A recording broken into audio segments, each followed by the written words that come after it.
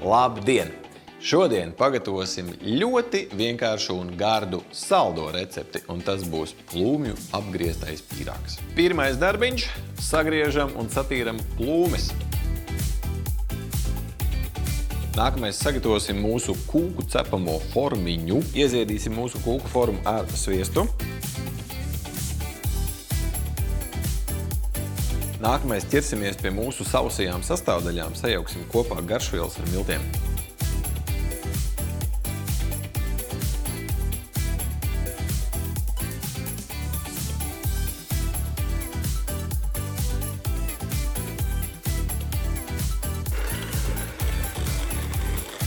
Nākamais sviestam pievienosim olas.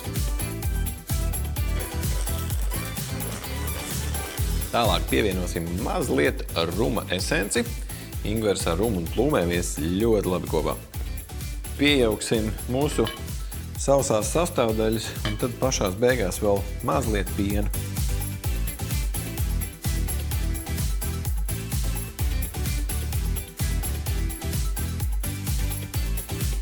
Tā, nu ko?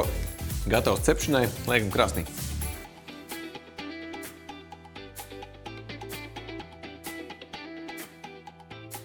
Ar vai bez saldējuma viennozīmīgi uzvarētājs un pats galvenais ļoti vienkārši pagatavojams un draudzīgi ģimenes budžetam. Lai labi garšo!